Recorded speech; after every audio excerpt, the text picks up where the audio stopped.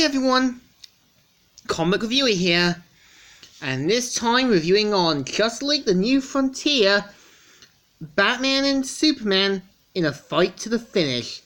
Now, as you know, I am mainly going to be reviewing the Batman and Superman story that was meant to take place in 1955. Now, in case you don't know, the Justice League New Frontier special was meant to be was mainly to be in tie-in to the film's release, as well as show stories of what happened to other superheroes before the events of the center. So mainly the story I am going to review is the Batman and Superman one. And the story starts off how on Paradise Island, where at a boat they say, our problem is one of damage control. It's always about control with you, Faraday. And Faraday points out about the Hourman incident that happened and how 3 officers and a photographer died. And they even point out that Batman seems to be the ringleader of all this, and they need to take him out before any more harm is done. And they say, I did agree to one opinion, the two of you, in and out, quite and quick, like was supposed to be. I want no part of this. And so you see Diana pretty much saying that she did agree to this meeting, but mainly says she now sees how it's more fear and control. And Superman's like, isn't that cut and drift, Diana? There's a greater good to consider. I agree, Cal. That's exactly what I'm considering. You're asking me to hunt down an honorable man in the name of freedom and security. I see no good coming out of this.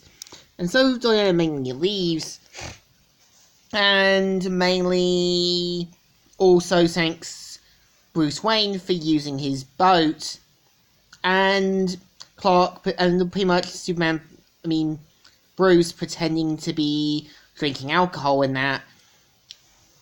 So meanwhile at Mount Rushmore, Superman and the President are talking and is having doubts, but the President mainly says that this land was built on good people, and also saying that mainly that the presidents from the past put their feelings aside to help make things better.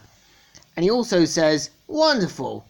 Now tell me how those folks of yours, Martha's back still acting up? And so is shown at LexCo, where Lex Luthor says, I said I've been burgled, you idiot. Yes, the stone.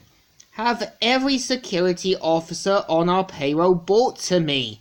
Look down the building and search office to office. Find that stone, or you're a dead man. So it turns out the thief is actually Selina Kyle, and Bruce mainly needed her to steal something important to try and take down Superman. So we see Superman going into Metropolis, where the bat signal is, and quickly figures out that Batman is pretty much using lead to shield the background, and says that it's a pretty clever move. And as soon as he sees the message, he goes, you've gotta be kidding me.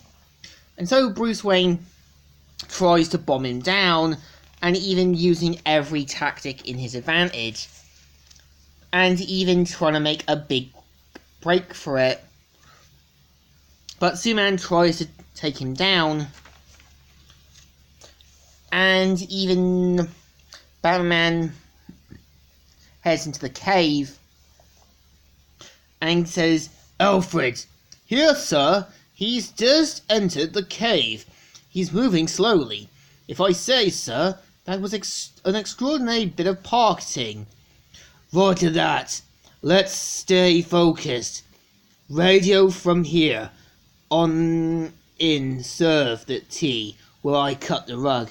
So Superman investigates the area and suddenly gets attacked by the frequency with bats, And Bruce Wayne mainly uses a kryptonite harpoon, which goes into Clark's skin and throws him around like a rag doll. And pretty much leaving Clark badly defeated, and mainly says, "Get up! I said get up, you motherless alien." Motherless? Motherless? If I was any less a man, I swear. And so he pretty much says to go for it, but Wonder Woman steps in. I get it, she probably followed Clark and probably wanted them to settle their differences, and says, "Great Hera, look at you, ready to kill or die over something neither of you want?" And so Diana mainly puts about putting their differences aside, and mainly says that there must be great tragedy behind such darkness. So after this heartwarming speech, and after basically Bruce and Clark settle their differences, Bruce mainly reveals that he's Batman, and they mainly decide to settle the differences differently, which ends with them staging the fight and having people think that Batman defeated Superman, and thus ending the story. So I think this story is not too bad. I think it's meant to show that Wonder Woman's able to help put their differences aside, while Bruce and Clark were ready to duke it out with each other. I have to admit, I would definitely like to see this as a series of shorts, but keep in mind that this did came out in 2008, the animated movie. I know some of the cast had probably aged by then, so I think the story deserves a good thumbs up. Still good, and still alright. So, Comic Reviewer here, signing out.